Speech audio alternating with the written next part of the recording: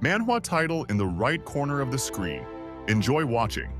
A guy came to the dungeon and brought a sacred relic. It's a temple treasure that can turn back time. And he stole the stone. Zahid has no divine power, so this treasure is useless in his hands, but he brought it to Rosie for her to at least try. The man who has been watching her all this time and searching for her is much closer than he may seem, though she doesn't even notice him. She noticed blood dripping off Zahid, and then he could no longer stand. Zahid really wanted to get Rosie out of here by destroying the temple. He promised to free her, but he never got to keep his promise. Rosie was so close to him, but she couldn't help him. Zahid wouldn't come to his senses. Her friend sees all this, tries to help, runs as fast as he can, but it's too late. Agnes is grabbed by that stranger. Once again, the temple had taken another dear person away from Rosie. This girl's name was changed 3 times. Until the age of 5, she lived in an orphanage where she was simply called Rosie, without a surname. And as soon as she had divine power, she was immediately sent to the temple, where she became known as Rosie Reyen. Reyen was the surname given to the disciples with the least divine power, and there were many like her in the place, so that in the temple they attended to domestic matters. When Rosie was 11 years old, a stranger suddenly came to their house this spring. He introduced himself as Julian North. He apologized for taking so long, because he had only recently learned of her existence. The brave young man was not afraid of the adult stranger, and it's scary to even imagine what might have been if he hadn't dared to do it. That's how she got a brother she never knew existed. After that, her name was changed to Rosie North. This family was the richest in the empire, and Rosie didn't even think that she could ever take their family name. Moreover, the North family was openly opposed to the temple. But as a child, none of that mattered to Rosie. What mattered more was that she finally had a loving family, the only thing that made her happiest. The whole time they were running, it felt like an eternity. The girl even remembered the way, although she still can't realize what just happened. She was almost kidnapped, and her friend turned out to be a real savior. Just like that, Rosie followed Julian to North Manor. It turned out that her brother was an incredible man. From what she had heard, he was considered the strongest among ordinary people, excluding priests and mages. Moreover, Julian was exceptionally talented in all sorts of fields. He outshone all his relatives and became the heir to the family. Of course, as his favorite little sister, Rosie received all his care, attention, and patronage. Her days were filled with happiness, but the happiness was short-lived. After only 14 months of living here, Julian had an accident. He lost his memory and couldn't recognize Rosie anymore. He thought it was some kind of joke because he couldn't have a sister. Just as they were about to enter the main street, it just so happened that someone was riding a horse nearby, and unfortunately, Agnes got hurt. He was completely confused by the loss of his memories, and Rosie didn't want to be a burden to him. Because of her upbringing, she had always struggled with low self-esteem, so she made the decision to leave the mansion at once, and that was the biggest mistake of her life. The people of the temple were eagerly awaiting the moment when Rosie would return, because they were in great need of such a person. She was immediately taken to the laboratory and locked in the dungeon, where she was subjected to various experiments. In the end, she was more or less all right, but the boy was badly hurt. The horse didn't stop and stepped on him after all. It was all the work of the temple. Even knowing that, there was nothing Rosie could do deep underground. She is crying very hard. She doesn't know what to do, and she is afraid that they will only waste time and that the man will find her again. When there was no time to wait, she decided to act, because he had done so much for her, and she had to do what she could. But now Zahid is also dead, but he left behind a relic that can turn back time. Rosie knew that such a relic would never respond to her weak divine power, but still she decided to try because she really wanted to turn things around. It's a terrible thing to be powerless in the face of the death of someone you love. Rosie had been powerless all her life, but if she had another chance, she would never live like that again.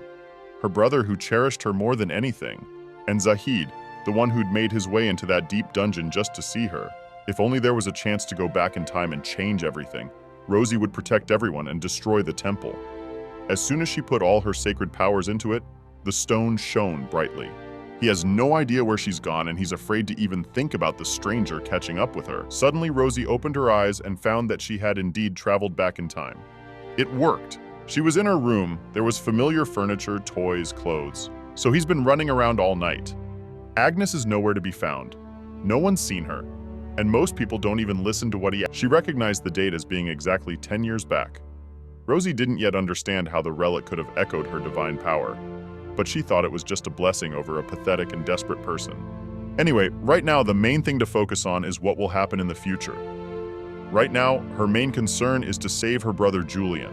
He is 12 years older than her, and after an accident he lost his memory. It was as if he became a different person and turned into an ignorant village bully. This is what allowed his relatives to take possession of his entire fortune. And afterward, after being wounded, he left the manor and was killed by a temple mercenary. For someone who had once been the strongest, his death was too senseless. The fact that right now Rosie is still on the estate means that her brother is alive, so she's not going to let that happen, and she's going to protect him herself. And then she would find Zahid Dyfenril. She wanted to meet him as soon as possible, to repay her debt to him. Going back 10 years, they're both children, which means they still don't know each other now, and Zahid is going through a rough patch in his life. Even if Rosie were to visit his mansion, Dyfenril would probably just kick her out the door, but she misses Zahid so much, so she'll just wait for the right time. And the last thing she needs to accomplish is to protect North County by getting rid of the temple. Not only has he tortured her, but he has killed her dearest people. This time she will not let him fulfill his schemes, and then North County cannot fall. Shortly after Julian's death, his grandfather Earl North also passed away. After that, illiterate relatives took control of the family, only to have it completely destroyed by the influence of the temple. In order to battle the temple, Rosie needs to gain the support of the family, so she can't let these relatives take control of everything. Rosie mentally convinces herself that she can do it, since she is no longer locked up. In her past life, she was too insecure and powerless, but now she refuses to live. Maid Heidi, she is Rosie's maid, ran into the room and announced that Mr. Julian was finally awake. Somehow all his wounds healed in minutes. He hadn't hoped for it, but a real miracle. Rosie, of course, realized that she had gone back 10 years, but she didn't think she had gone back to the very day she left her brother and walked out on her family. Now it turns out that Julia's current mental age is not 24, but 17. He had once told Rosie about how hard his youth had been, and his sister would be disappointed if she knew what he was like. Julian felt a sense of shame when he thought back to his teenage years. He was a reckless and aggressive boy who saw nothing but dark flames. He was completely hopeless. In other words, now that he has lost his memory, he is no longer the loving older brother Rosie remembers. Now he's become the ultimate bully. The maid suggested that Rosie go and see her brother a little later, for he certainly did not remember his sister now, but Rosie was determined. Cunning relatives are hanging around, waiting for the right chance to take Julian out, and Rosie wants to protect him. So she has to harden her heart, and she goes to see him. Julian had just woken up, and he could hardly believe that he was now 24, not 17, and he had lost his memories for a full 7 years. His assistant, Suva, tried to explain the whole situation, but Julian found it easier to believe he was going crazy than that he had partial amnesia.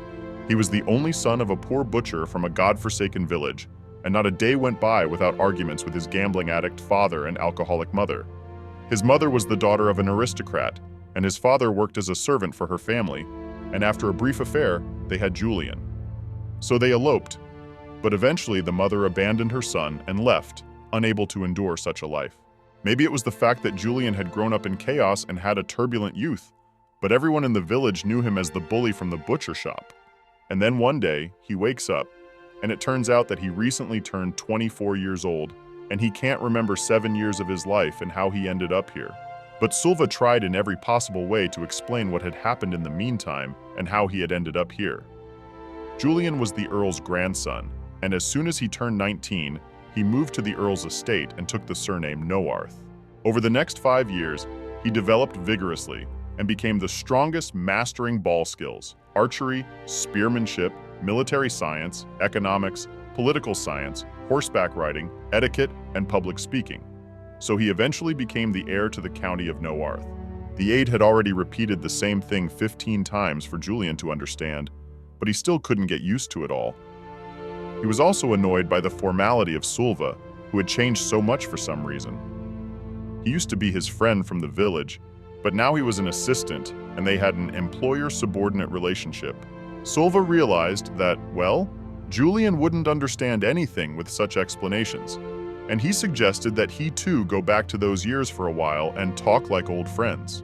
Julian, of course, was pleased and agreed because that was what he wanted. to understand what was going on. That's when Suva finally let out his emotions, and he said, "Julian, you dumbass, stop asking the same question like a parrot and just accept the answer.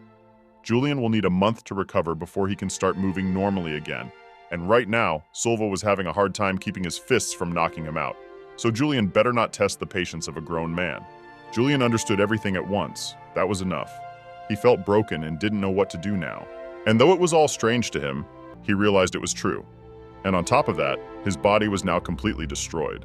There was a knock on his room and the maid asked, "May Mistress Rosie come in?"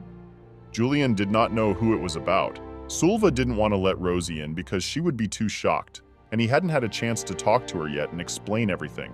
But Rosie didn't wait for permission. She already knew everything and just wanted to see her brother. Julian was shocked, for he was sure he didn't have a sister, and now it turns out that he had managed to become a brother. Rosie made a hairpin that she'd gotten from him as a present last birthday. She hoped maybe he'd see it and the memories would come flooding back. Julian once told Rosie, "Always stay bright and confident wherever you are." Rosie was his precious treasure. He loved his sister very much and wanted the best for her, Rosie to live up to his wish. After that, when he was already free, he started thinking about this beautiful girl and wishing he could see her at least one more time. So she came to her brother. He thought he was being bullied, and again, he couldn't believe it was a girl and his sister. Before time travel, Rosie ran away as soon as she heard those words, because the jungle looked like a total stranger with that expression on his face. After that, she never saw him again and was locked in a dungeon for 10 years.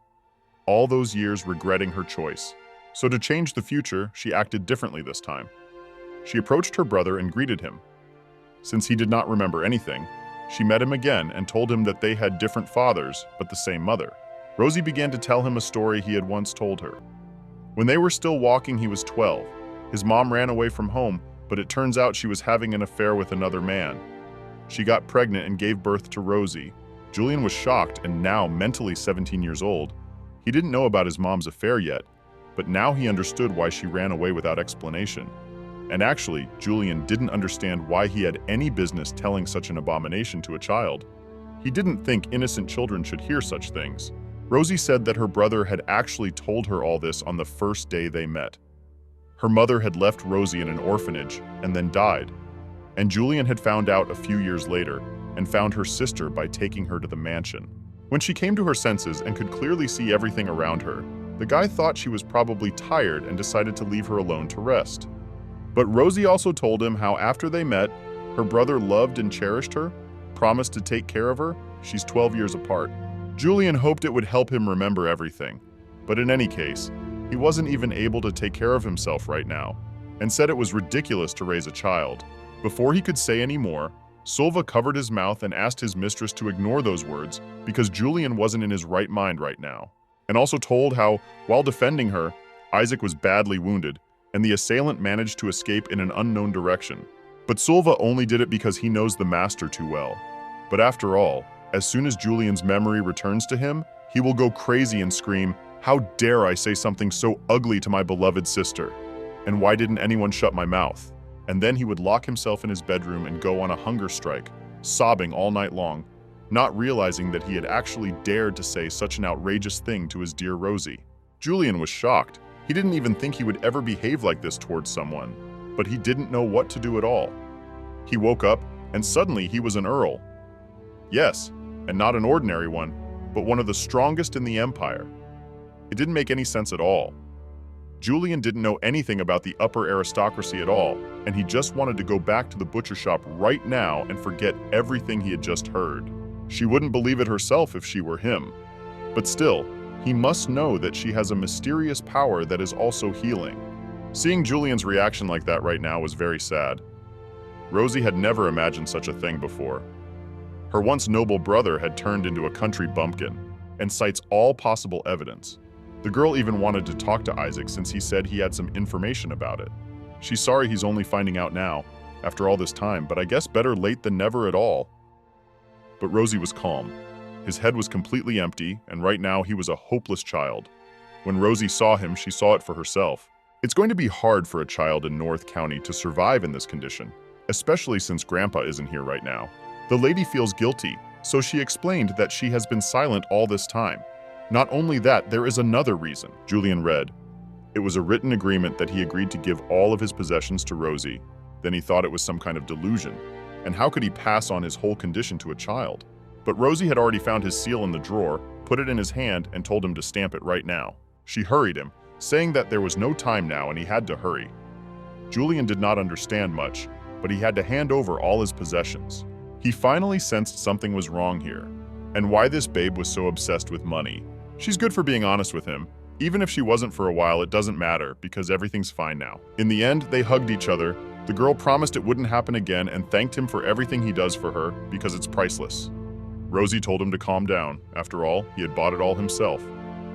Julian was even more shocked that he was capable of such waste. Rosie actually thought he'd gone a little overboard buying all this stuff. But you had to think positive. At least now they were on the same page.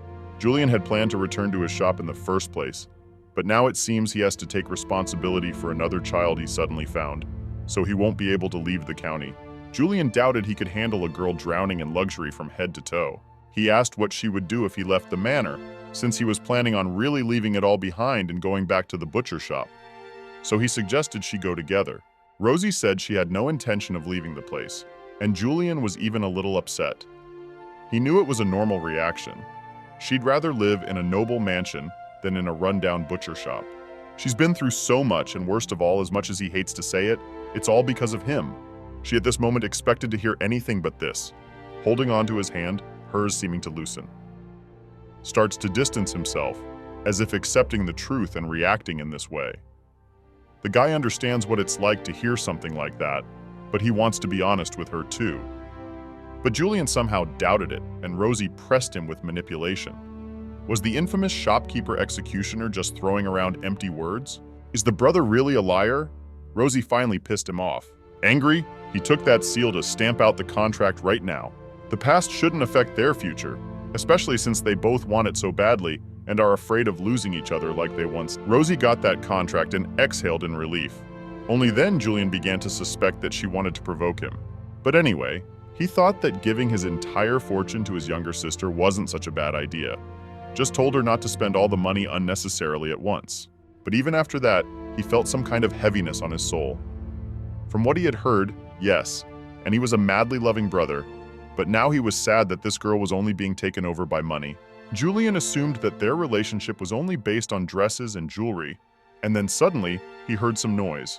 A crowd of people burst into his room with piles of papers and joyful faces because he, Count Julian, had awakened. They approached the sick man, gave him papers, and asked him to deal with it right now because the deadline was coming up. They were all very fussy and in a hurry because everyone had urgent business to attend to. Julian looked at the paper, but saw only some terms and understood nothing at all. And since he didn't understand, the men made him just put his seal. There just had to be a signature. They reminded him that it was absolutely necessary to use magic. And for all the shouting and commotion, Julian began to get a headache. Suva tried to push all these people away and kick them out of the room because the Count is in serious condition and just woke up.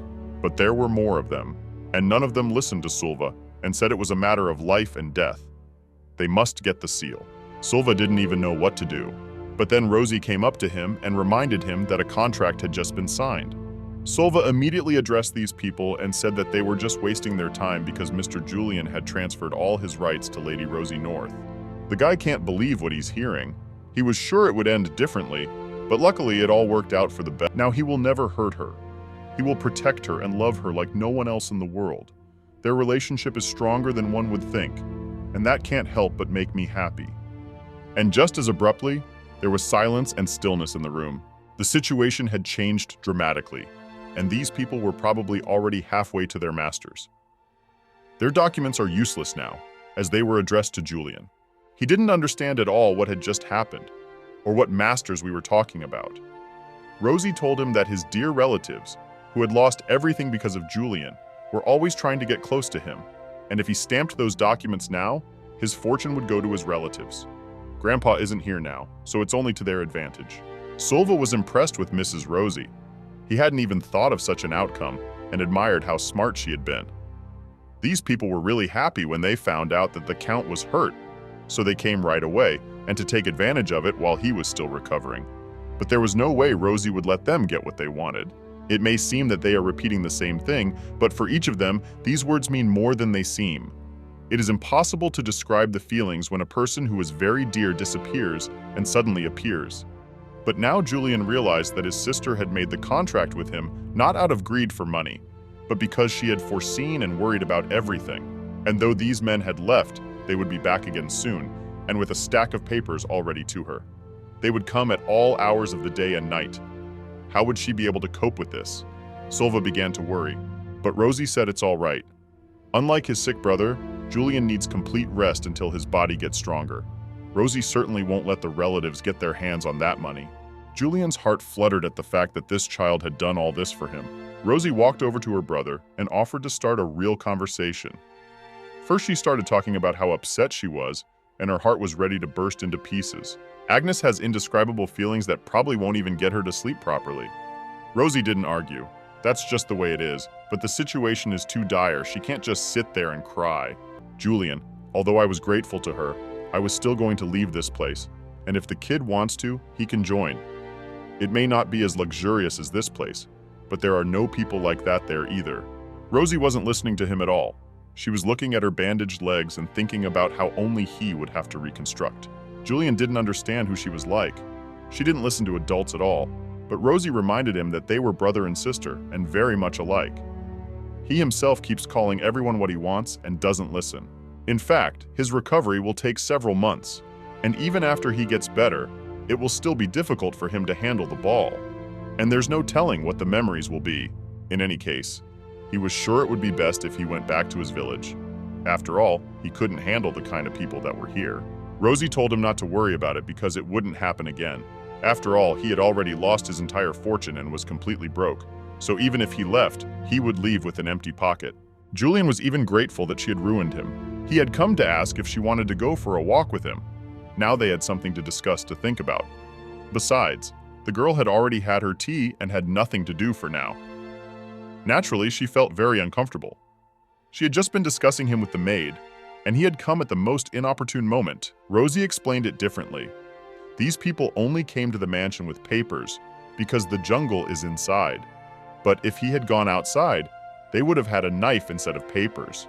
He was in shock, not even realizing what kind of person he had been all these 7 years and how he had lived to this point if it was so dangerous here. Suva asked Mistress how she planned to handle this situation. Rosie was still too young and would seem like easy prey in their eyes. She herself had seen how they would take every opportunity if ordered to by their superiors.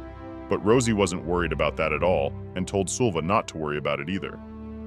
If these people don't understand with words, then she'll have to abuse her title and put them in their place. Julian was shocked when he heard that. He had met quite a few strong people, but this kid is really cool. The fact that she can say something like that and so confidently makes her even more intimidating.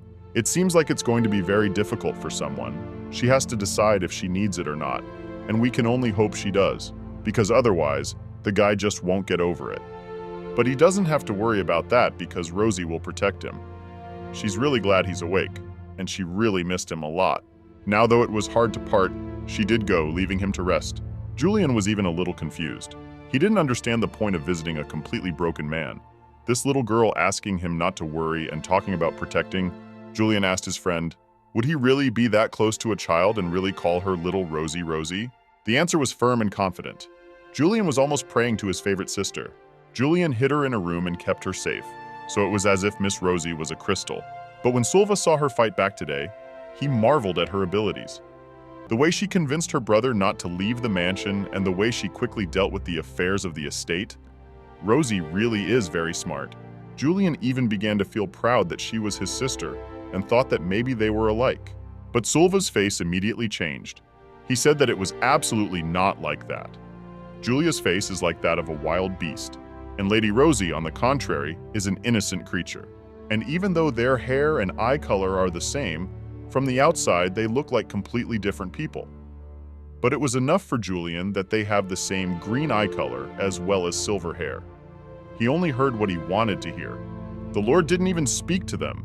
He ignored each one and waited for the one he wanted to make his wife. Even though it seemed impossible, all they did was say that she would never be found. Rosie lost her loving brother in the blink of an eye. When she cried out, it was obvious that she was one step away from crying. If she had chosen to be with her brother then, She was in a lot of pain now. In the meantime, they had already ridden and stopped at an incredibly beautiful field of flowers, which was perfect for their occasion. Julian didn't even realize he was rich, and he might as well just leave everything to a sister he didn't even know he had and be done with it. Now he wondered how rich he really was. After all, he was the heir to a rich earl. The girl admitted that she was very happy now. The morning had started in the best possible way, for which she was very grateful to him. Then he asked his assistant. Suva calculated the approximate amount of the Count's fortune, and seeing it, Julian was shocked.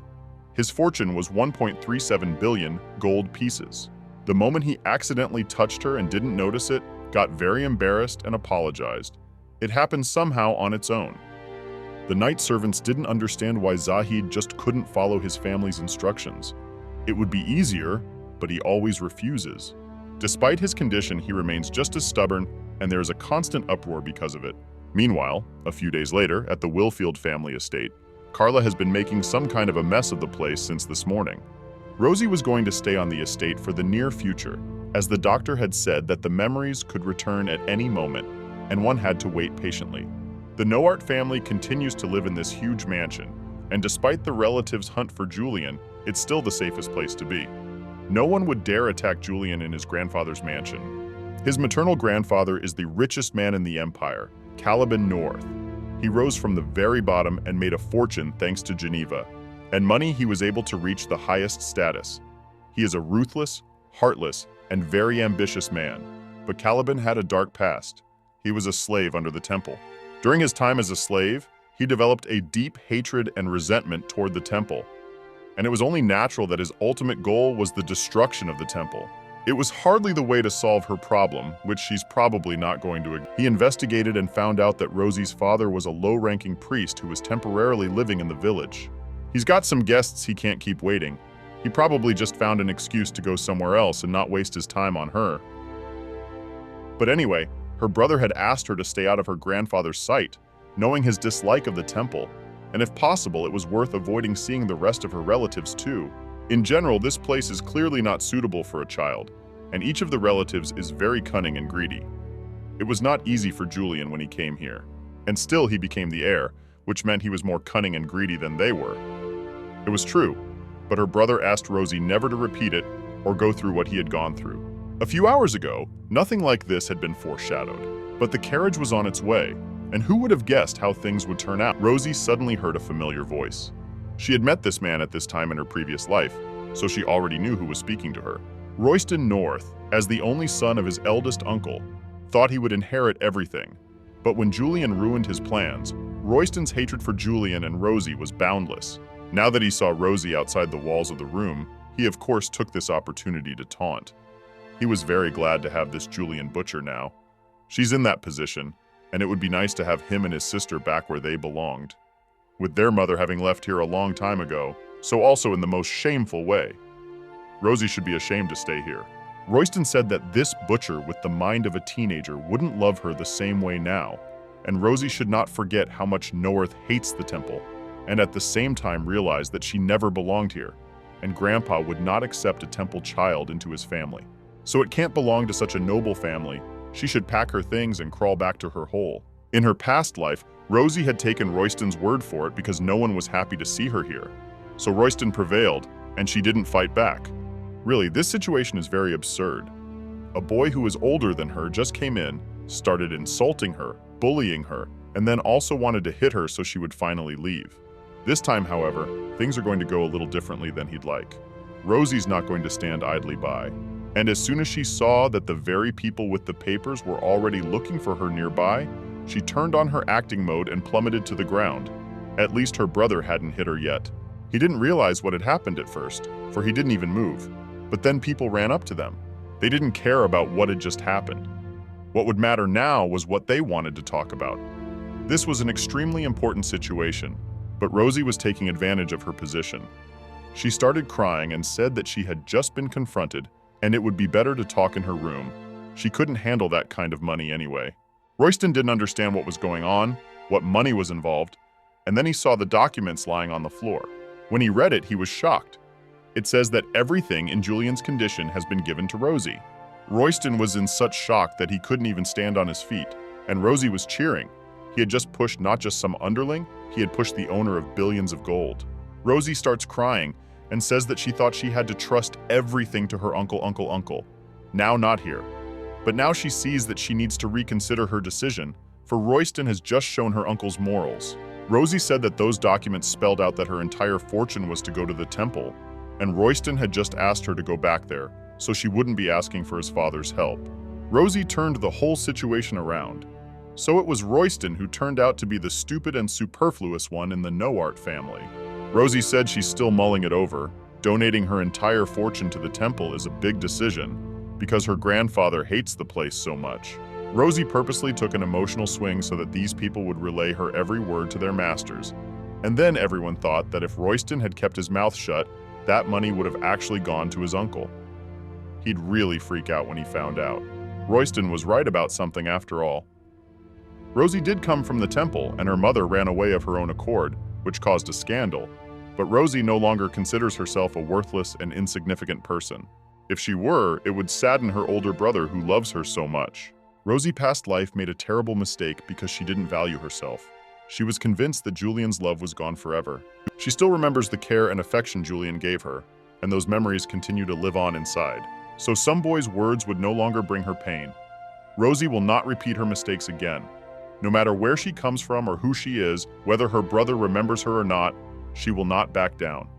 Julian has forever cared for and protected her before, but now she can take care of herself and protect him. Somehow she managed the situation and was able to calmly return to her room. But although she has dealt with the urgent matters, it's not enough. There's no telling what devious relatives might be up to for the sake of the inheritance. The only one with enough power to protect Julian is grandfather, and he must return as soon as possible. But the problems wouldn't go anywhere from that. Upon learning of Julian's accident, his grandfather, who was overseas, immediately rushed back to the Empire. But there was an eerie image in his way, and his arrival was delayed. By the time he finally belatedly made it to the estate, his grandson and heir Julian was already dead. At the moment when the maid became quiet and realized that they were not as silent as she had thought, suddenly Agnes continued. If it's Julian who starts over, there's still a chance for him to inherit the Noarth family's fortune. She was able to become so strong in just 5 years, and he can do it again. Until he takes control of this family, and until they join forces to destroy the temple, Rosie won't let anyone in this house hurt Julian. In the evening, Royston's father had already found out everything, so he scolded his son severely. Royston was so defenseless against a man stronger than he was. He could only make excuses that he didn't know that Julian would ever give the whole inheritance to this and the parishioner Rosie. But his snot wouldn't help at all right now. Beled North, the Earl's first son, was very angry. After all, they had failed to get that huge sum of money, and it was all the fault of his mouth. This butcher had at least 100 million in his account. Nobody knows the exact amount. And the uncle didn't even realize that he was going to entrust it all to him originally. As soon as the girl realized this, she ordered the woman to call immediately to her master and tell him that Agnes had arrived. For that money, Beled could have paid off all his debts by now and in just one day. Thought how to get hold of Julian's fortune before his father returned, before his siblings tried to do it too. Beled had delayed his father's return in any way he could with a bow. Block the roads, break the carriage, cause an accident, and if something happened to him on the way here, it would be even better. Sometime later, a man came to Rosie's room. He asked the lady to sign a contract and said that Julian had promised to invest money in the extension before he lost his memory. Rosie said she's still learning to read, so we have to wait a little while, because the temple never taught her how to read, and there are still too many phrases she doesn't understand. Rosie remembered her brother mentioning that he wanted to say money somewhere, but she didn't remember exactly. The man had rushed her and just asked her to stamp it. Rosie told him if he kept rushing like this, maybe she would stamp some other document and make the provision not in this contract. It's hard for her to read this contract since it's also their early morning. The man understood everything, apologized for disturbing her so early, left all the documents and asked her to take her time. He promised he'd come back another day when she'd made her decision. Rosie was finally able to breathe out a sigh of relief. She decided to read the newspaper, of course. She already knew how to read. The newspapers were reporting another scandal of Duke Danefarrell's fourth broken engagement. No one knows what fate awaits the young heir. It's time to tell her the truth, though how much of it is true remains to be seen. There are 4 ducal families in the empire. Each duke rules a divine beast that represents water, fire, air, and earth. And among them, the duke who rules the fiery beast is Zahid. For many generations, the heads of these families have been born with great divine power. Because of this, their divine targets had to absorb and use excess mana to maintain balance. But over the past few decades, the power of the divine beast had begun to weaken. The energy had nowhere to go. They couldn't absorb so much of the host's mana, and this power inside the body began to rage, bringing hellish pain that eventually drove one to madness. There were only 2 known ways to prevent this. One of them was the sedative developed by the magic tower. Well, because of the difficulty in obtaining the necessary ingredients, the tower could no longer produce the sedative. Another option was to use the powerful divine power of the high priest to suppress the pain. With no other option, the Daneferl family asked for help, and in return, they demanded that the divine sight be given to them. Zahid appeared until the very end, but in the end, they still took him away. From that point on, the man starts acting very strangely, first saying that he didn't want to remind her about it, and then, as if on purpose, repeating over and over again that her parents are gone and there's nothing he can do about it. Then repeated how cruelly they had been treated. They were very good people, but they had already died, and he was sorry that the girl was left alone at that time. Until one day, Zahid broke into the dungeon to see his friend, the divine beast, and that's when he saw Rosie. They met, and she told him her story, how she was locked up when she was 12 years old, and she didn't even know how long she had been here. She was just being experimented on over and over again. Zahid knew nothing about it and was shocked after what she told him. Then they became friends, and thanks to him, Rosie found out that she was now 19 years old.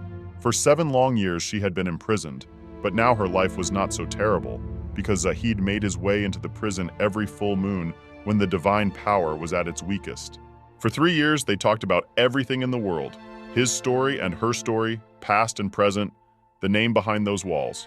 And Rosie ended up falling in love with him, and even before he sacrificed himself to get her out of the lockdown, Rosie never got the chance to confess to him, but deep down she knew Zahid felt the same way. Thanks to everything Zahid had told her about the outside world, Rosie now knew exactly what to do and how to do it.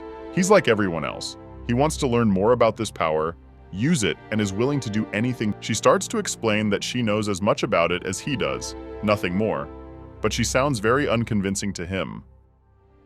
In this life, she's going to be together with him from a young age, but at the moment, this engagement is only necessary to save Zahid.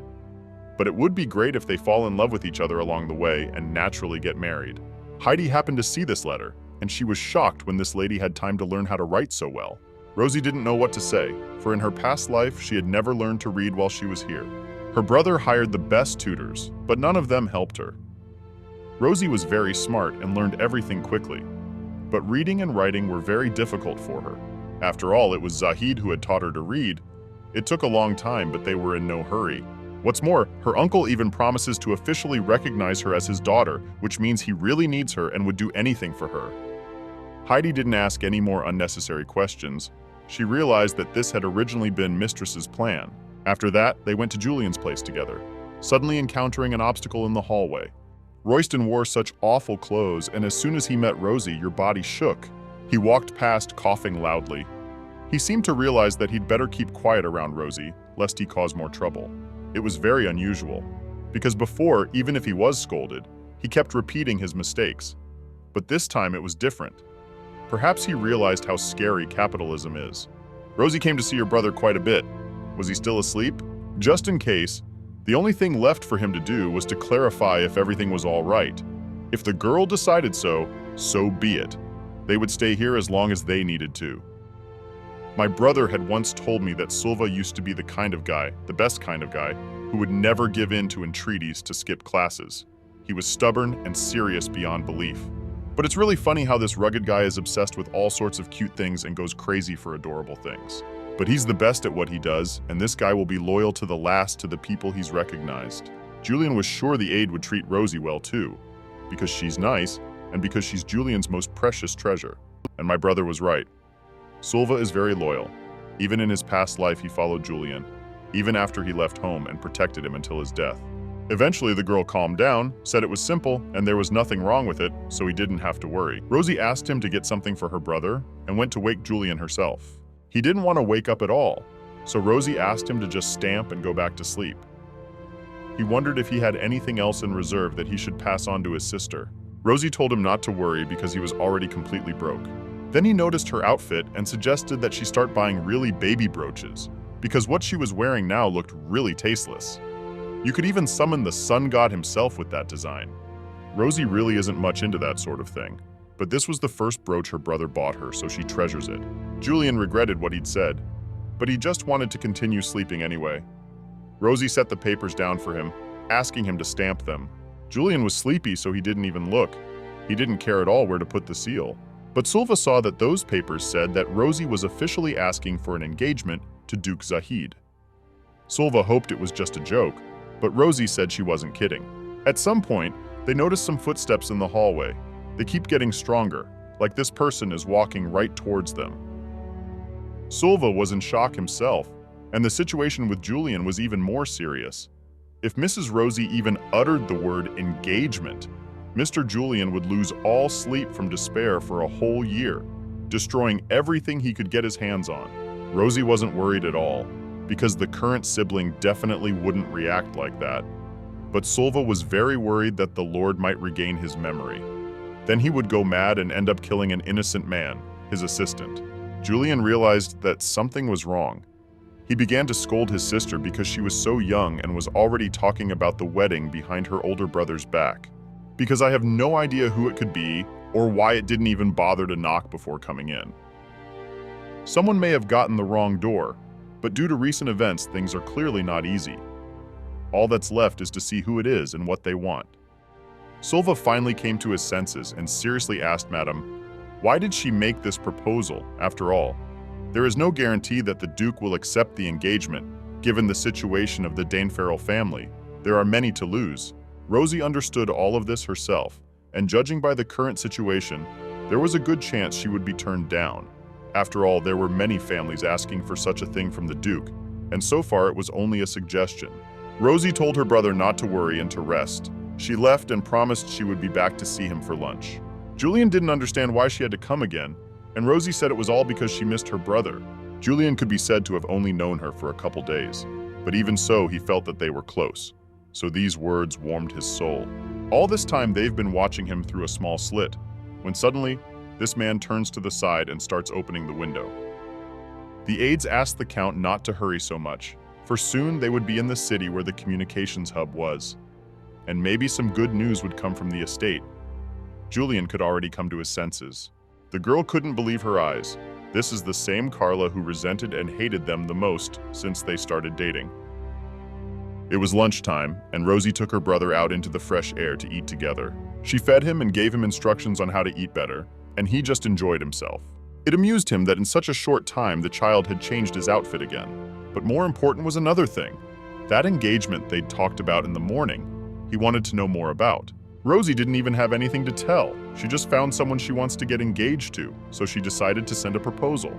Hearing this, Suva immediately tried to calm Julian down so that he wouldn't be nervous, and realized that this offer would most likely be rejected, but Julian was still annoyed. Rosie reminded him that not long ago he had said he would return alone to his village, and he didn't care about his sister. So why was he angry now? Julian couldn't answer that question.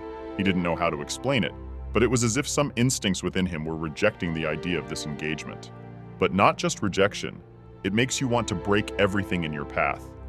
Suva was already frightened, for if the master's memory returned, the first person he would kill would be the assistant. Julian goes crazy when he realizes that little Rosie has a fiancé, and the first person he blames for it is Suva. Therefore, Suva can no longer sincerely wish for the return of Mr. Julian's memory. The guy reacted in time. He asked the girl to stay behind him, and he's ready to defend her. Carla is unstoppable, and he realizes it. She tries to pounce on them with all her might, and all you can see in her eyes is the others don't realize that she already owns her brother's entire fortune. There's only one explanation in their heads. A fortune has suddenly descended on the child, so they don't bother for the most part. Given Rosie's age and sudden wealth, they see no threat, except that Julian already felt that this child is really crazy. And despite this, remains a child for whom 1 billion gold is a huge amount of money. Because of such wealth, these people already do not give her a pass. Julian thought it would be safer if he kept the money with him until Rosie was older, as it was an insurmountable amount for her now and would be hard for her to handle, and he wondered why she wouldn't give it all back to him. But Rosie, even if he persuaded, still wasn't going to give it back to him. In the orphanage where she lived, she learned one rule. You should never believe people who say they'll keep your money until you grow up, and you should run heel to toe if they say they'll invest in a big deal. Julian realized that he would have a hard time talking her down, as the orphanage had given her some very useful life advice. That at least among them, the only person who's been truly unhappy her whole life is definitely not Carla.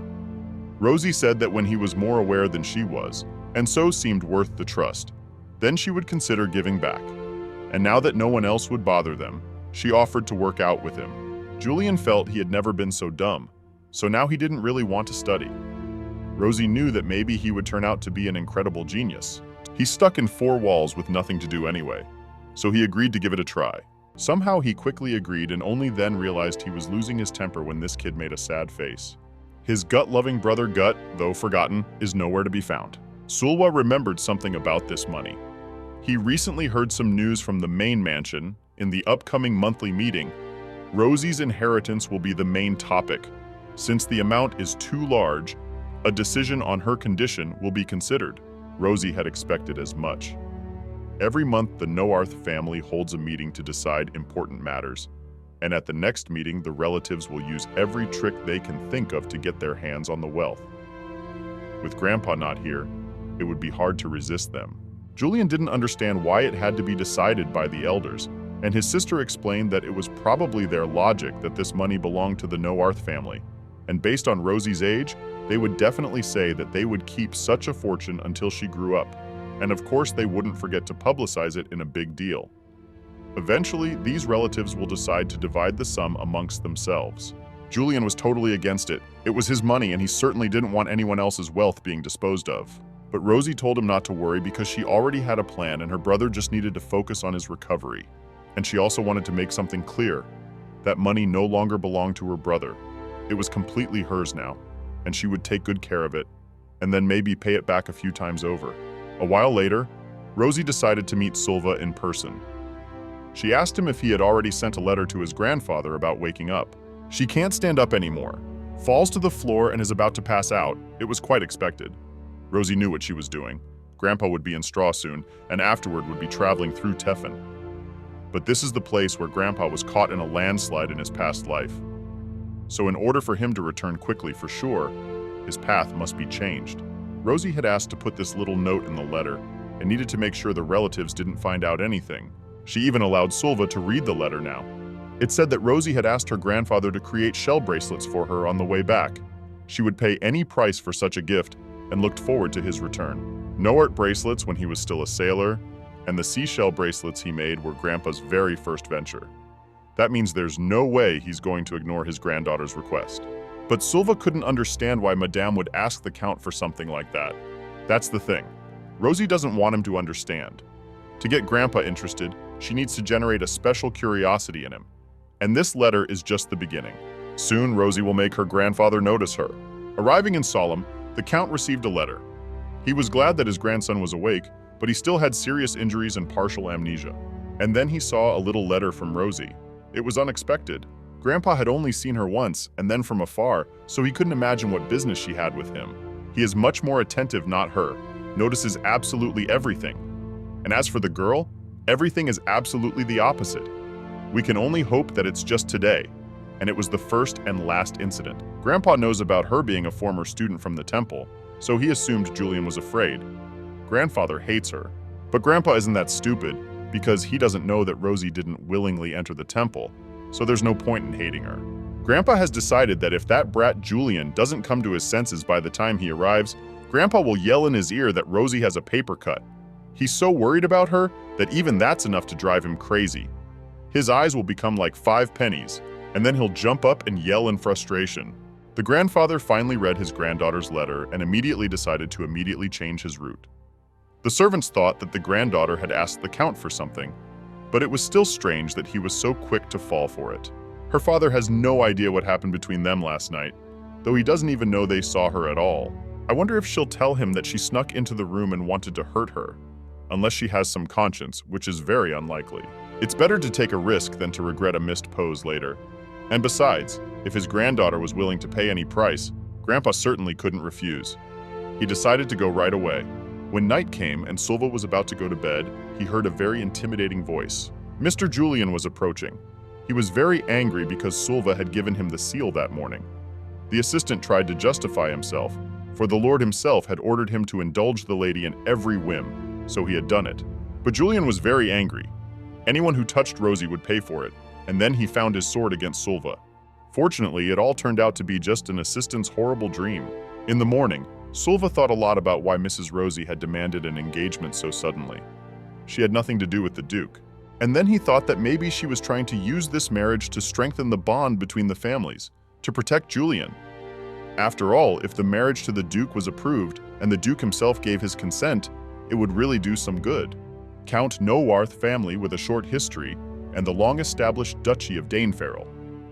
Although all the families belong to a noble family, their position is not on the same level. For example, the Great Nobles Conference, which can only be attended by 4 herts of some houses for many years. Earl North's main goal was to get to this dispute, but no matter how hard he tried, the unbreakable wall of the first kinship always stood in the way. Things have been better lately, but still, without the help of onions, will forever be in this state of mind. And his older brother will have to look after him for the rest of his life. This is very inconvenient for each of them. So before it's too late, they are looking for every possible way to solve this problem. But so far, no one has been found. Mrs. Rosie is so young, but she's already going to great lengths, all for her brother. Suva always thought she was just a harmless, charming, and soft child, but in fact, she is really very intelligent and thoughtful. Because of the overprotection from Julian, she couldn't show all her abilities, because no one could get close to her. Even though the older brother had little faith in success, the younger brother is so motivated and inspired that he even ventured outside for the first time in a very long time. Rosie and her brother would be studying today, but Julian still couldn't accept that the child cared so much about her appearance. Although the most important thing in a person is the soul. And Rosie changes her outfits and accessories several times a day, and in all that time, they have never been repeated. It's like a fashion show. Rosie didn't say anything to that. She asked her brother if he was doing well in school. He was proud of himself because he thought he was a real genius. He could just turn the pages and memorize everything instantly. He had never realized his talent. That's why he didn't learn as a child, but now he was even proud of himself. Suva noticed that the gentleman had definitely not been so smug before. The doctor said that the speed of recovery is incredible, and if everything goes well, Julian will be able to sit in a wheelchair as early as today. They said that if the Mage Tower found out how fast he was recovering, they'd want to take him for experience. And by the looks of it, his resilience has become equal to that of a knight, and that was Julian's dream. Suva watched happily as brother and sister interacted. Of course, it's not what it used to be, but it's still good. On the surface, Julian still seems grumpy, but in reality, he has come to look forward to every meeting with Rosie. Even before his memory loss, he still found time for tea parties, despite his busy schedule, to admire and chat with his beloved Rosie. Rosie, he said, was his greatest joy. Sometimes it even bored her sister so she could treat him a little indifferently, but Julian didn't see it that way. He saw only good in everything that concerned sweet Rosie. Even when she wanted to get rid of him, he would still brag and be happy that she had given him a cookie. He gave his name, said he was glad to see them, and of course Agnes reciprocated. She loves children very much, especially if they are so nice and polite. The newspapers reported a big Putin crawl on Tefon. It was all according to plan, and the roads were blocked because of this crawl. But still, no message had come from the Count, and even the servants were afraid that there might be serious trouble. However, especially those who set it all up didn't care about Dad, because he's definitely not someone who gives up easily and will come back anyway. I want to stop him, explain everything, and let him realize that he is making a huge mistake. But on the other hand, how does he know that she is the one? The girl with abilities. No one described her appearance. And if he continues to look for her, he will probably meet her again. Luca really didn't want to, but he still said goodbye to her, and even said a few last compliments, for he really did like her a lot. In the afternoon, Rosie warned Suva that she would send Heidi to pick him up in the evening. She wanted to discreetly meet Suva in her room. Suva didn't know what Rosie had planned for this, yes. But in the evening, he stopped by Julian's to let him know that he would be dropping in on Lady Rosie for a while. Her brother was upset that Yu's sister didn't call him too, but obviously she was worried. After all, this journey, yes, I'm asleep, would not be an easy one. She didn't yet know about the fact that Julian could now get around with the help of technology. Dr. Peter, a driving therapist, was very pleased with the patient's quick recovery. So he even made him this wheelchair. Now Julian was going to go to his sister's house too. He had read a book today and wanted to show her what a genius he was, as well as show off his new wheelchair. Rosie had always talked about wanting to meet her brother, and here he would come himself, especially with such a marvelous invention. It'll be a surprise.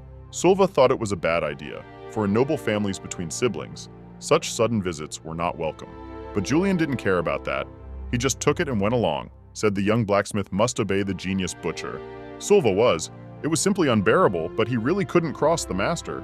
Rosie sat in her room and took down her jewelry for the night.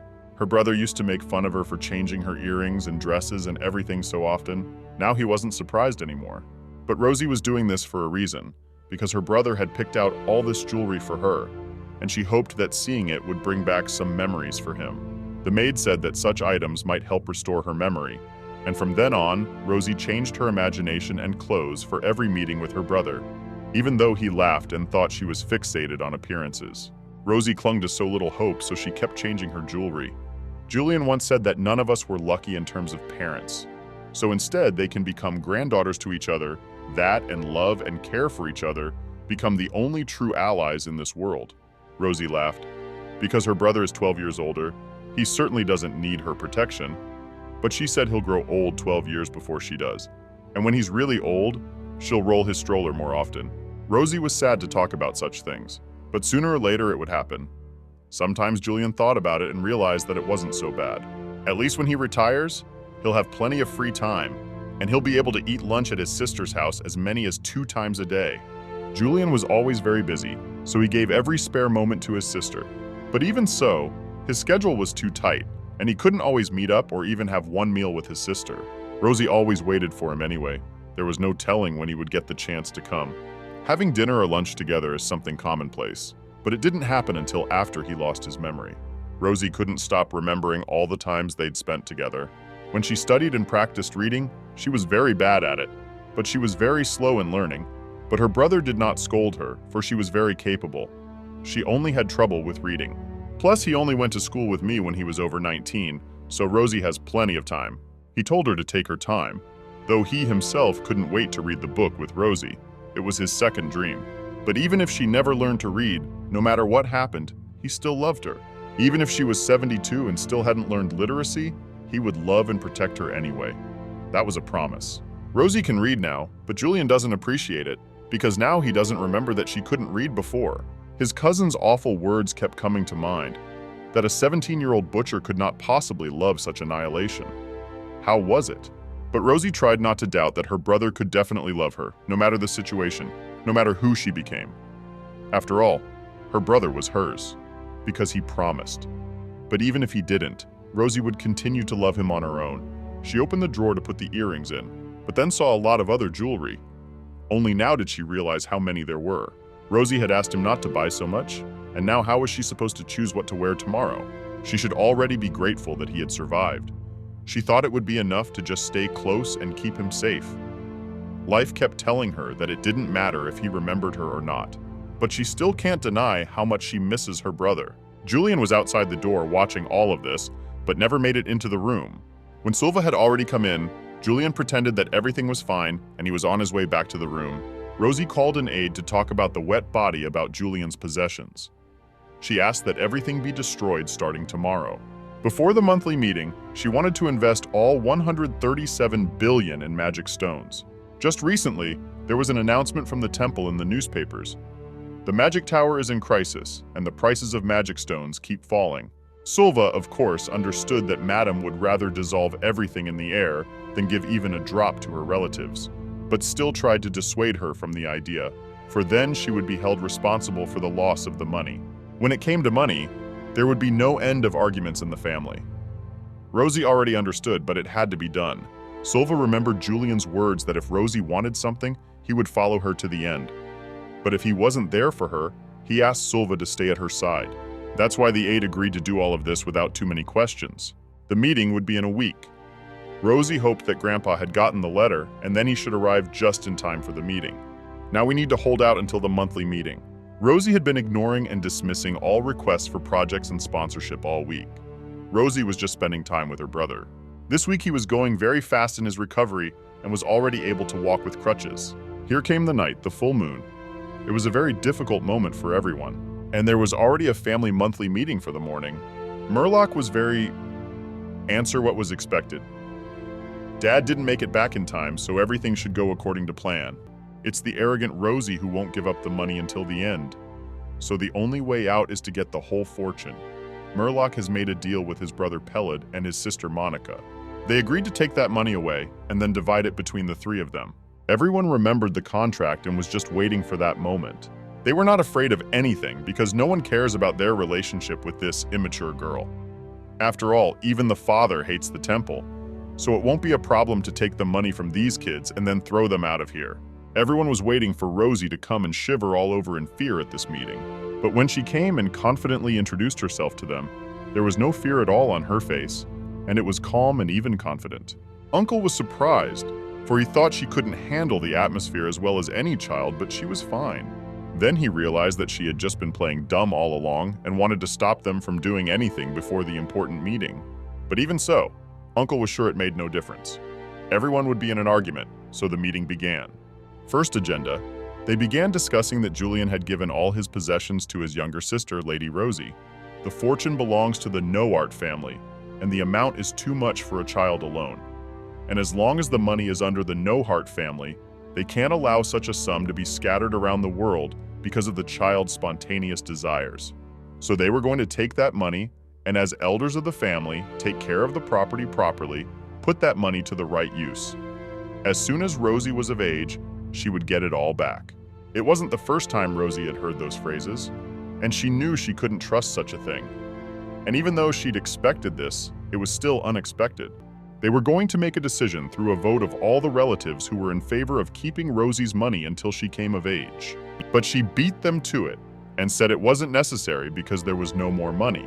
She had encased it all in magic stones. While everyone was in shock, the quickest to get angry was Monica and berate Rosie at night because rock prices keep dropping day after day. The brothers did not yet know that a huge mine with a large supply of these stones had been found near the temple. That's why the prices are dropping lower and lower. Ramon is much cheaper and more effective than magic stones. That's when everyone started to berate Rosie. She didn't know anything about investments, invested all the money at once, and devalued billions of gold. But Rosie wasn't afraid of their screams. She had already spoken. God, she took the money her brother would have wanted to survive. And suddenly she remembered that he had once talked about those stones, but she didn't understand why the family was like that, because that money even belonged to me. Murloc was so annoyed that things hadn't gone according to plan. He'd only been with her, Rosie, up to this point because she was a child, but in that time she'd managed to pull a stunt like this, so he was going to beat her up. But as he swung his arm to strike, suddenly something flew into his forehead. It was very painful, and he immediately lost his coordination. Rosie heard a familiar voice and she turned around, seeing Julian. He reproached his uncle for daring to raise his hand against the young child, and so shot him with a slingshot. Not long ago, Julian couldn't walk, but now, thanks to his strong body, he was almost fully recovered. This was the first time the doctors had ever seen anything like this. At first, Julian did not even pay attention to the recommendations of doctors, but then he began to take medication regularly and undergo rehabilitation. So very soon, he will return to normal life. He got out of the wheelchair so quickly, but he was a little upset. After all, he never got to show her to Rosie that day. In fact, after seeing this, he didn't realize what was wrong with Rosie in front of him. She was always smiling radiantly, but ended up shedding tears for him because he can't remember. He didn't know why she was crying so desperately, but he himself was having a hard time about it. Julian was about to eat breakfast, and then he noticed his sister's empty seat and remembered that there was a meeting today that Grandpa wouldn't be able to attend. Suva was very gloomy because he was worried. He told Julian that Earth would definitely try to kill Rosie's property at the meeting, and the Count isn't here. so the little girl is unlikely to handle it all alone. And when it becomes known that the stone she has laid out is money and has begun to become cheap, a girl who appears to be no more than 9 years old would attend such a dangerous meeting without the support of... Julian realized that it really bothered him as she smiled. Then when she cried, it all became important. When he first heard he had a sister, it was different. There was only a sense of disappointment and responsibility, but she would go to him every day for lunch and dinner and ask him afterward how he was feeling, telling him afterward how much she missed him and loved him. Julian didn't know why she was acting like this, but now he was starting to feel the same way. So he decided to go to the meeting too, because only members of the Noarth family could attend. He's a Noarth like that and has enough to attend this meeting. He was also very good at slingshot streaming. I was famous in my street, especially if it turned out to be a bird hit. He never missed once. Now he defended his sister and scolded his uncle. This little girl's aunt said nothing bad to me, but they started the inheritance and fussing. First of all, that money never belonged to them, so they have no right to scold Rosie. Everyone was shocked that Julian had come. Everyone knew he had lost his memory, but now they didn't understand why he looked so disheveled, brought a slingshot, acted so rude. Although he had always been perfect before, dressed well and behaved with dignity, Julian was disappointed that the child was here alone in such a dreadful place, and he said, "Uncle, stop bothering this. You can't see the sea child, and if he is going to make a fuss, they should throw themselves at Juliano, for this money belonged to him, and he wanted to invest it. But if they touch their sister again, they'll get something worse in return." The elder just closed his mouth, and finally Auntie offered to calmly clarify something. Julian didn't recognize the woman, but she had an angry look, brimming with venom. The aunt pretended not to hear these words and said that it would now be about Julian's punishment. He brought a weapon into the chamber, an act that is against the rules, and worse, he injured a member at the meeting. That could have resulted in serious injury. Then everyone decided to take advantage of it, because bringing guns to a meeting is strictly forbidden, and Julian should be punished for it. So again, I came up with the idea that as punishment, Julian should live on the southern species for a month and rest and recuperate in clean air. Rosie's face changed at once. She had not been afraid of anything before, but now she was no longer afraid because she knew. If a brother leaves together now, he will leave very quickly. Even in a past life, when he left together, he died at once from an attack of relatives. How she trembled with fear and calmly took her hand. Then Uncle suggested that Rosie should also be taken to the south, for she was his favorite little sister. Then everyone supported the decision, calling it a disciplinary issue, because he brought a gun and broke the rules. Everyone was. There was agreement on which Julian should be punished, but suddenly someone was against it. It was the Count. No one had expected him to arrive in time for the meeting, and he had partly heard of what had happened here. He was ashamed of his children, for they think that a mere slingshot is such a serious weapon. The Count said that the family's main goal is the destruction of the temple. They must remain vigilant and alert to any threat that may arise. But even after that, they go crazy for slingshots, as if they were deadly weapons, and ask for punishment. They should be ashamed of themselves. The Count's children were filled up. They did not know what to do, for their father had returned so quickly without warning. They knew that there was a landslide on the way and were sure that he would not make it in time. But the father only got angry about it, for the children thought that some landslide would not prevent him from getting home. He is the kind of man who gives up even natural disasters to get to his goal. Okay, well actually he said he got everything onto the ship and typed across the sea. Sure, it was a bit inconvenient, but thanks to that he was able to avoid a landslide and got there faster than expected. He, without his mom, would never pass up a chance to make an interesting deal, so he accepted Rosie's offer and handed her the goods. She was overjoyed. He had brought her a bracelet of seashells, and his business acumen shows even in such a small thing. But on the way back, she asked him to bring a bracelet of mage shells, and this particular instruction made him change his route to fulfill that request. Going to the coast for seashells was a logical decision, and to avoid going back to the cabin, he decided not to waste precious time and send on the ship. Rosie said she had never seen the real sea, so she asked her grandfather to make shell bracelets.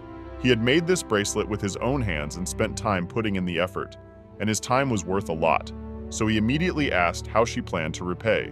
He might consider her price too low for this bracelet. In fact, whatever amount he set, she was obliged to pay a decent price to satisfy him. Grandfather was interested. Right now, the most powerful force in the empire belongs to the temple. Even the royal family and the 4 ducal houses can't stand against them. And the Noarth family has chosen a very powerful enemy.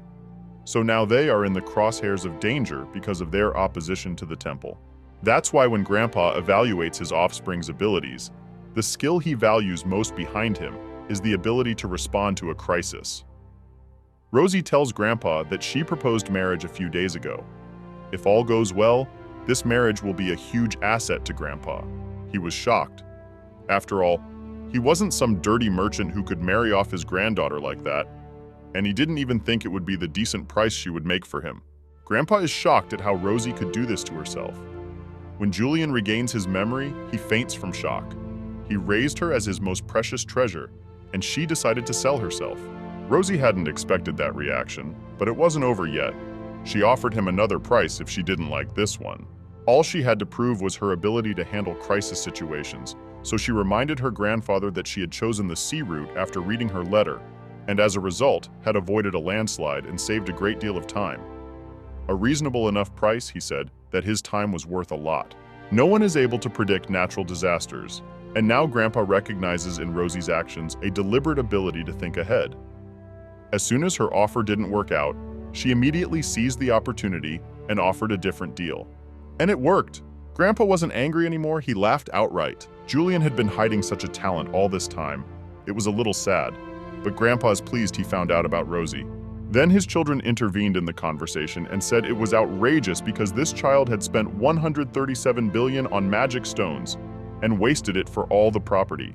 Grandpa was a little surprised because there is no way Rosie could have such a sum. It's a fortune like Julian's. And then he found out that Julian had signed over his sister's entire fortune, but the kids still started talking about how it was the Noarth family's money, and she threw it all away. Royston told his grandfather that Rosie is a native of the temple and holds the priesthood, so she cannot be trusted. She could very well be a spy from the temple and could have begged all the money from the family to support the temple. Julian is angry, for the family again says that the money belonged to Noarth, though the money belonged to Julian first and foremost, and he gave it to his sister himself. Royston said that Julian is helping this girl, who may turn out to be a spy, as also handled violently when he used the slingshot, and maybe it's not some child's slingshot, but a real weapon from the temple. Julian was shocked at how stupid Royston was. After all, if the temple supplied such slingshots as weapons, it should be bankrupt. Anyway, it's nonsense. The family planned to use Rosie's background against her, and now they want to drag Julian into it. Now Rosie understood why her brother had hidden her away from the family, for among such greedy and cunning people, she herself didn't understand how 19-year-old Julian had even managed to survive on this estate alone. Until he was strong enough, what a lot of things he had been through over the years. It got to the point where he wouldn't even let his sister see these people. But Rosie will survive, and this snake's den won't break her. Now she will endure. Rosie has told Grandpa that she has absolutely no loyalty to the temple, and neither does her brother. Grandpa can use his discerning eyes and see everything if it becomes obvious. Royston had to give the slingshot to his grandfather to look at the weapon. Rosie concentrated and thought it through, just as Julian would stand and survive. Eventually, he would crush every opponent that got in his way. She would do the same and emerge victorious. Royston confidently walked over to his grandfather to show him the rock that had flown out of the slingshot, mentioning again that you couldn't trust anything that had anything to do with the temple. But the grandfather's attention was not on this stone at all, but on his grandson's clothes. He was very angry, and Royston had dared to show up in Etton's clothes. It was simply unacceptable. Although it was the latest fashion, it was the guard's main source of income, and it was what helped the temple. The first time they met, Rosie told her cousin about it, but he was stupid and didn't pay attention. He probably didn't expect his grandfather to return so suddenly, which is why he didn't change his outfit out of Atton's cloth. Because Rosie was provoking him, he had completely forgotten what he was wearing. He should do well to remember that Rosie was not fit for anyone who touched her to go unpunished. After his grandfather scolded him, Royston cried, and Grandpa wondered if perhaps Rosie had provoked her brother on purpose to get him to come closer and make his outfit noticeable. Grandpa was actually already interested, the way Rosie was using the payment as an excuse to show her courage, the way she put her cousin in his place. Anyway, Grandpa said we need to stop having meaningful conversations and whether it's a couple billion or maybe trillion in gold. Everyone has their own budget, so never bring it up again. His children were in shock. Now their plan had completely failed without a chance. Grandpa was about to leave, but lastly told Rosie that she could attend the family's morning potluck. Julian can already walk, so he should attend too. It was an acknowledgement, so to speak, and Rosie was glad. Of course, she'd been able to go to the morning meals before, but now she'd gotten an invitation from her grandfather, so it was recognition. Julian said he would go with her to the next family meeting too.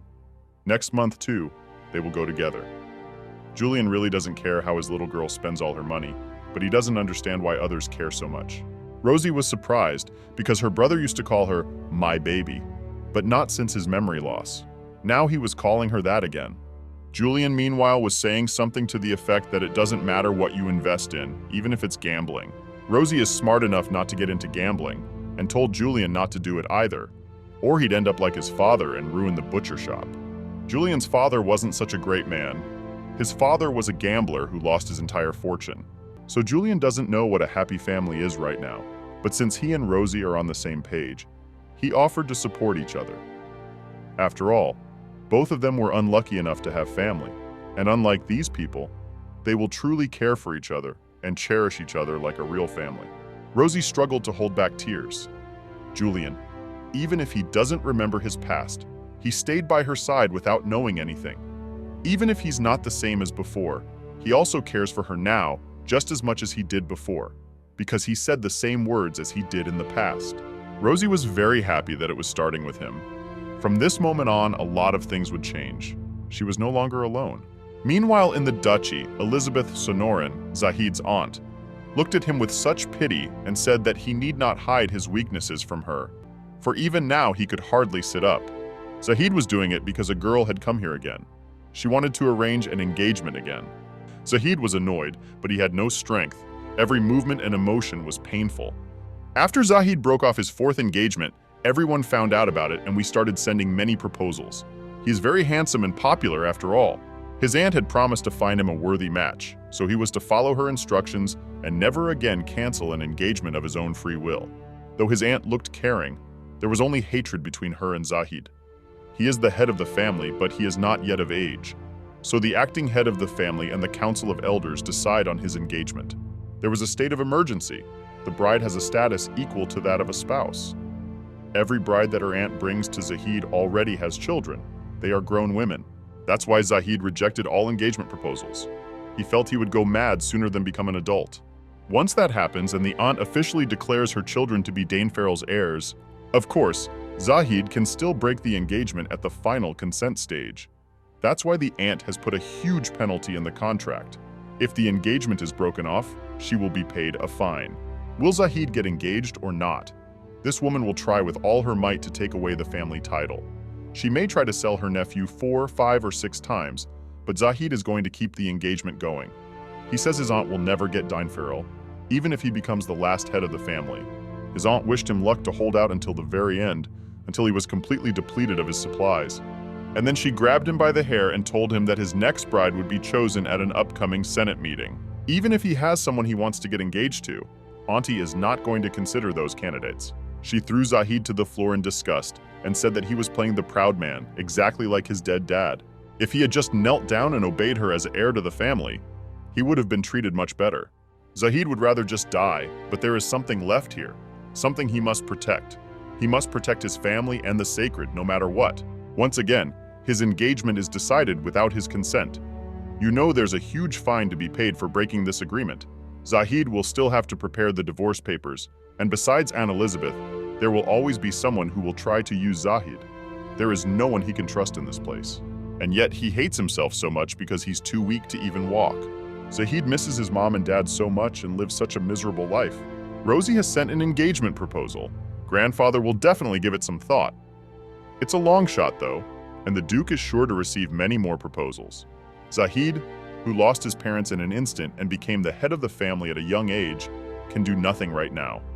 And his aunt, with real power, uses his engagement as a bargaining tool.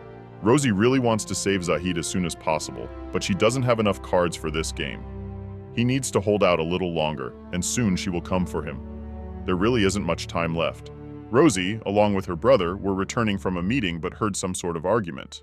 Royston, who had just been punished by his grandfather, was now taking out all his anger on some boy, while the other stood silent, unable to say anything. Rosie and Julian hid and started watching it. They didn't know who it was or what was happening.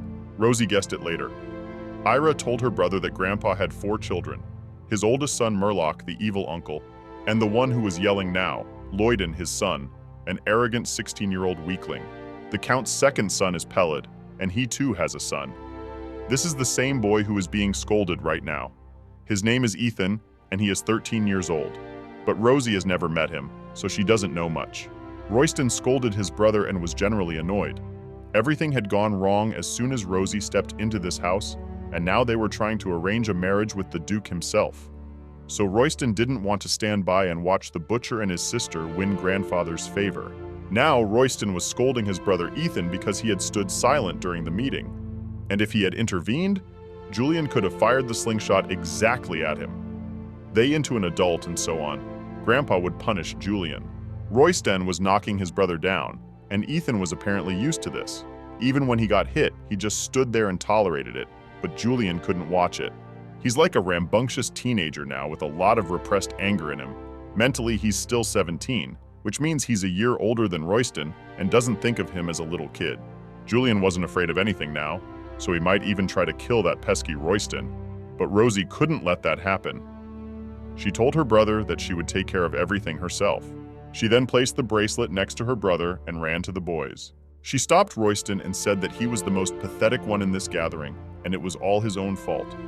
So he should stop and not torture innocent people. Royston said, not torturing anyone. I'm not the one just playing around. Only the strongest survive here. Even grandfather is of that opinion, Royston told his brother as he had to explain himself. Were they not being bullied, or were they just playing around? Ethan would have kept quiet, but now he was being forced to say something.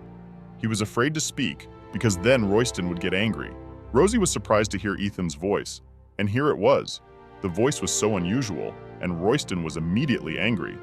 His brother hadn't said anything like that, though. Rosie stopped that punch and recalled Royston's words that the strongest survives here. So Royston got to have some fun with Julian. Of course, seeing such an intimidating and older butcher, he got scared and tried to say something. But in the end, Julian took a step closer, and Royston was frightened and ran away, hoping for more revenge. Rosie was proud of her wonderful older brother, for he is for the strongest among all so powerful that the grandfather at once cast aside all his children and chose his grandson as heir.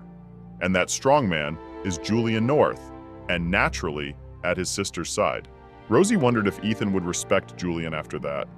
She turned and looked at him. Ethan was very grateful for the help, and he thought it was the right thing to do. Violence should be answered with violence. It might not be a fundamental solution, but it was a great way to go right now. Rosie didn't understand what was wrong with his speech. It was like he was some kind of crazy person, so she had nothing to say. But she knows what the future holds for this boy. Right now, he may look thin and invisible, but one day Ethan North will become the greatest archmage of the Empire.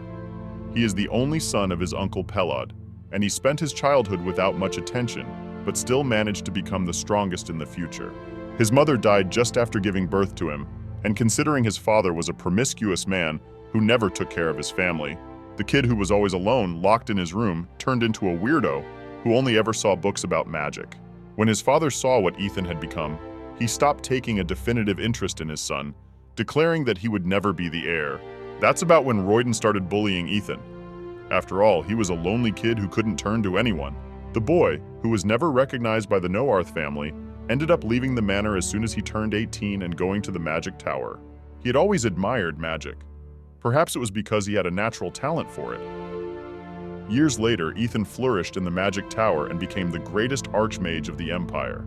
Upon entering the magic tower, he severed relations with his family and has never interfered in North's affairs since. It wasn't exactly welcoming of its relatives, but it wasn't set against them either. Rosie asked Ethan if Royden often bullied him. It turned out that it had started when they were kids, and it wasn't a big deal. Everyone knew about it except Grandpa. Even Julian was aware of it. Rosie was shocked that her brother knew about it and still stood by and kept quiet. Ethan said that no one usually cared how badly he was beaten. Last time, Royden had beaten Ethan like a dog, but Julian hadn't even looked in their direction. He walked past, whistling, still carrying a whole box of gifts for his favorite sister. Julian was shocked that he had actually been like this before and had done nothing about such injustice and violence. Ethan revealed that Julian North had always been a worthless man who only cared about his little sister. He was a cold-blooded guy who had trampled everyone in the house to become the heir. As soon as he arrived here, after being abused by his relatives, Julian traveled a demonic path to defeat the devil himself. He still looks a little different now, though. After the amnesia, he turned into a teenage bully, and his personality has changed a bit too. Yeah, just now Julian was immediately pissed off when he saw Reyen bullying Ethan, even though he knew nothing about the boy. Before her memory loss, Julian had been the perfect big brother for Rosie.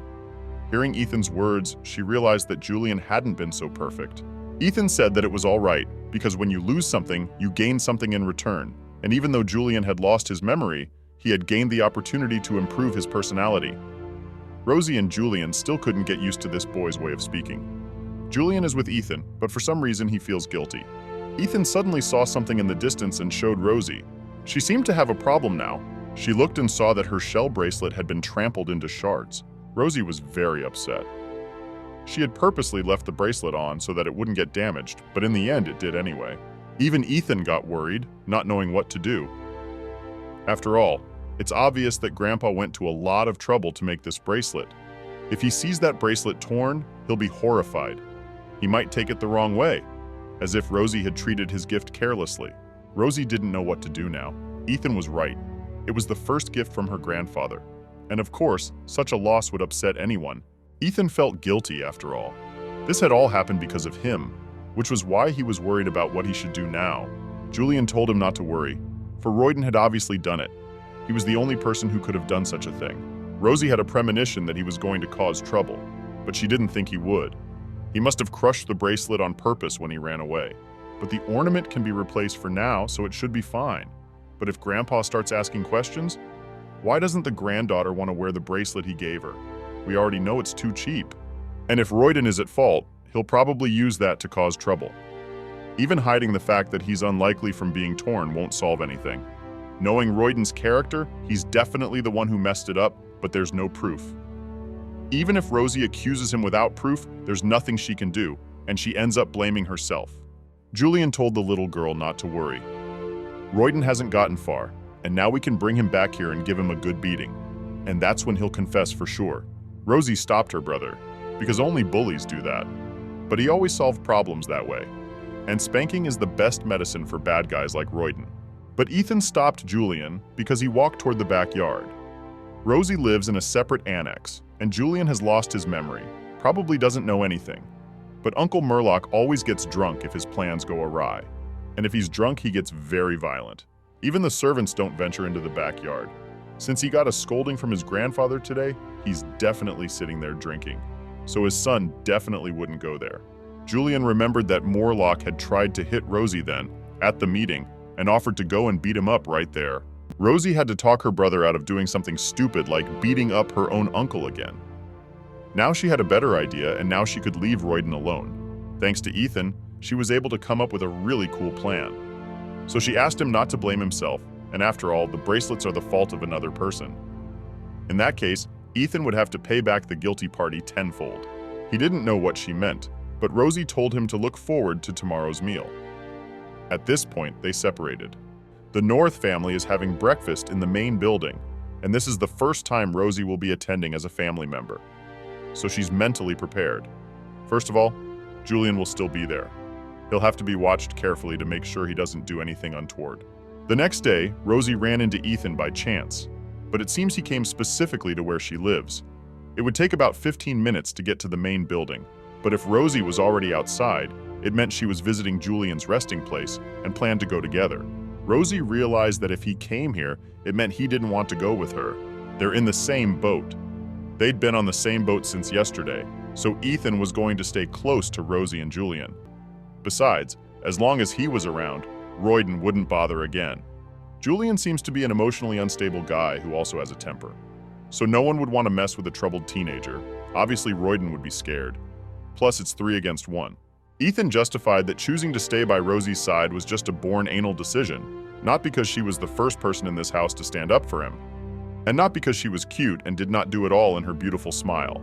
And it wasn't because she was just good at socializing, especially not because her innocent way of fooling people amused him. Those kinds and rational, impulsive reasons are totally inappropriate, Ethan thought. Rosie really laughed at his odd mannerisms and socializing, but actually wouldn't mind at all if she stayed by her side from now on. only asked to see him so she could see him later, and with breakfast they agreed he was going to help her as much as she was going to help him. After all, this had all started because of him. Rosie didn't understand why it wasn't silent before, if there was so much accumulated in him. There was no one to listen to it all and no one to talk to, so Ethan preferred not to even talk. Soon they arrived at the family breakfast. The table was bursting with exquisite, expensive dishes. The whole family was in on it. Rosie was ready for it, but they'd been waiting for a chance to crush her from the start, so she didn't lose you for a second. During his absence, Grandpa studied something that detailed the situation here. Grandpa was angry because Peled, his first son, had diverted company funds to invest in investments where he had been blatantly cheated. He gave him 3 months to return the money, and after that he will cover all the losses out of his own pocket. Then the father moved on to the other children, such as Monica, who spent a huge amount of money buying jewelry. The trusted business is now on the verge of collapse, and Murloc himself continues to drown in debt due to expanding without any plan. The Count said that if they all lacked brains, they should at least temper their greed and not be so wasteful. He told all the children to put everything back in its place as soon as possible. Rosie didn't know what a fantastic job they'd done while the image was missing to ruin everything like that. But now she understood why and how Julian had become the heir. Murloc said the heir to the Julia family is even worse off now, but his father told him to look at himself first. He would never choose any of them as his successors until they proved their appreciation if they wanted even a piece of the inheritance. The Count was indeed sad that none of his children could handle their responsibilities. For now, he would take all the work for Julian forever. He was the one who had handled it all before him in the first place. And then Grandpa turned to Rosie. I told her that from now on, she had to attend the family breakfasts, and it was time for her to move into the main house. There was no need for her to stay in that warehouse-like annex any longer, and Grandpa was also going to make her her own seal. Rosie was very touched, but she didn't understand. Did that luxurious and extravagant room where she lived look like a warehouse? Grandpa had meant that this wing would still be a little small for her, and he decided that Flora would be perfect for Rosie. It is the second most beautiful room in the main house after Grandpa's room. My brother once showed this room to Rosie because it used to belong to their mother. No one lives there now, but Rosie never thought she could get such a beautiful room. She was truly grateful. Her mood was so good that she completely forgot about the annoying relatives. Royden sat directly across from her and finally asked why Rosie hadn't worn her new bracelet today. He thought she would wear it to commemorate her first breakfast with her family and her grandfather's gift to her. Rosie was now finally convinced that he was the one who had broken her bracelet. He'd given himself away after all. And her father seemed to know about it and asked, had Rosie already damaged the bracelet that her father had made for her himself? She hadn't had a chance to say anything yet, and they had already started helping her no matter how young she was. Such an act is unacceptable, even if she accidentally tore it up. Grandpa said it was just a torn bracelet, and he wasn't the kind of person who would make a fuss over little things like that. But Murloc argued that it was more than just a bracelet, and to treat the first initiation into the family with such disrespect was inexcusable. Punishment for such a transgression would be the order of the day. Rosie asked, did her uncle really think so? Of course, Grandpa had made the bracelet with his own hands and had even changed his route for the sake of it. But Rosie asked, doesn't Uncle really remember what happened yesterday? She wasn't going to bring it up, but it seemed she had no choice now. She told her grandfather. The thing is, the gift was destroyed yesterday while passing through the back thief. She accidentally bumped into Uncle Murloc. He was very drunk and snatched the envelope with the bracelet from her and stomped on it furiously. As a result, the bracelet fell apart and Rosie was unable to repair it, which made her very sad. Uncle was also angry that she called, slandering him, said she had no proof, she's little, she's already lying. At that moment, Ethan spoke. He said that he was a witness and saw everything with his own eyes yesterday, how his uncle was so drunk and trampled the bracelet. And it was an appointment he didn't know what Rosie was up to, but he adapted in time to support her opinion, and then he said, how's that? I see, I saw it all with my own eyes. Because Rosie used to live in the outhouse, she didn't know that she shouldn't have gone into the backyard yesterday, and if Ethan hadn't bravely stepped in to save her, Rosie would have definitely gotten a couple of hits. As it was, she was in one piece, just her bracelet broken, and she thanked Ethan for saving her. And then she told him he was her favorite brother. Ethan was obviously overreacting because she certainly hadn't said that.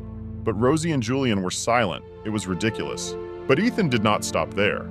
He continued to tell that it was a very brave act to enter the garden, where even the servants do not enter. And Rosie was so full of emotions that she cuddled up to him after the rescue and cried for a long time. My uncle said it was all lies and they were only trying to put him up because he was drunk and didn't remember anything. But it was his mistake. Rosie said that if he was so drunk he couldn't remember anything. How about checking the soles of his shoes from last night and the grass in the backyard? If Rosie's right, there should be footprints and crumbs from seashells. Now Uncle thought that perhaps it was all true, for she would not have spoken of it so lightly if she had been lying, and he really did not remember anything after yesterday.